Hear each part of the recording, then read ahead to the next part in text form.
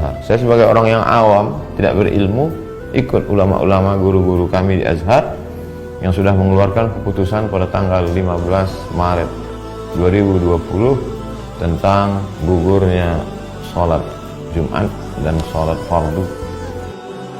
Himbauan dari pemerintah untuk kita tidak mendatangi atau mengadakan acara-acara yang berkerumunan manusia yang banyak, karena timbulnya wabah-wabah virus corona di sekitar kita. Kita wajib untuk mentaati apa yang disampaikan oleh pemerintah. Maka kita, ketika kita dikasih tahu, jangan pergi ke tempat kerumunan orang. Jangan pergi kemudian ke tempat orang yang berkumpul. Kurangi aktivitas-aktivitas di luar. Perbanyak kemudian aktivitas-aktivitas yang social distancing dan seterusnya. Termasuk, misalnya contoh, sholat di rumah untuk sementara waktu. Berarti kita sedang pergi dari satu keputusan hukum kepada keputusan hukum yang lain, yang insya Allah sama-sama halal. Menyimak begitu banyak polemik tentang sholat di rumah, AA, pimpinan Darut Tauhid dan seluruh jajaran Darut Tauhid memutuskan untuk sepenuhnya mengikuti fatwa Majelis Ulama Indonesia. AA dan keluarga sudah sholat di rumah dan semua juga dianjurkan sholat di rumah. Apabila di negeri itu ternyata yang sudah terinfeksi banyak dan yang belum ketahuan juga masih banyak, maka kalau dikatakan menghindari, main nanti ya kota Surabaya mengumumkan namanya sekolahan tutup. Nggak ada sholat berjamaah di masjid, sholat di rumah kalian. Nah, di situ kita tahu. Yang ingin saya sampaikan pada kesempatan kali ini, amanah dari Imam Besar Sayyidil Walid Al-Habib Muhammad Rizik bin Hussein bin Syihab. Beliau menyerukan kepada seluruh ta'lim dan tabligh akbar FPI di seluruh daerah yang terpapar wabah corona atau yang terindikasi terpapar wabah corona, beliau menyerukan agar seluruhnya dihentikan atau diliburkan terlebih dahulu sampai keadaan kembali kondusif. Agama Islam mendahulukan kemanusiaan atas keberagamaan. Karena itu tidak heran fatwa ulama-ulama menyatakan bahwa tidak wajib untuk melaksanakan sholat Jumat demi menjaga keselamatan jiwa manusia.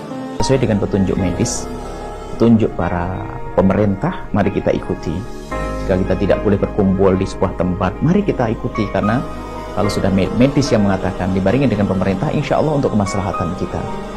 Jangan lagi mengadakan kumpul-kumpul untuk sholat berjamaah di masjid maupun sholat Jumat, karena penyebaran virus COVID-19, virus corona itu tidak kebanyakan kasus orang yang mengidap virus corona tidak menunjukkan gejala apapun. 85% tidak menunjukkan gejala apapun. Dan kondisi sudah dia nyatakan sebagai pandemi global, dan itu adalah penyebaran penyakit yang paling dahsyat. Hafizahullah, misalnya dilarang mengadakan acara-acara keramaian, ya sudah kita taat. Ya kalau ternyata masjid tidak boleh datangi karena terbukti terjadi banyak virus corona, ya sudah, tidak usah datang. Mengurangi mobilitas, social distancing, hindari kerumunan massa, hindari keramaian, cukup berada di rumah kecuali ada darurat yang sangat mendesak. Kata mereka virus corona itu konspirasi Dajjal. Buktinya MUI Majelis Ulama Indonesia mengeluarkan semacam fatwa atau himbauan untuk menutup masjid.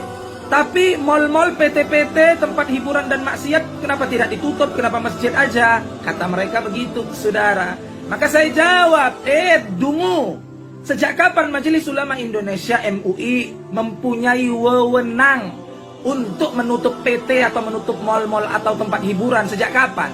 Kau suruh yang punya PT, yang punya mal itu menutup mal mereka dan menutup PT-PT mereka. Dalam keadaan darurat dan semua orang memandangnya darurat, sejalan juga dengan protokol dari pemerintah, maka ibadah sholat itu dapat dilakukan di rumah masing-masing. Termasuk untuk sholat Jumat bisa diganti dengan sholat zuhur.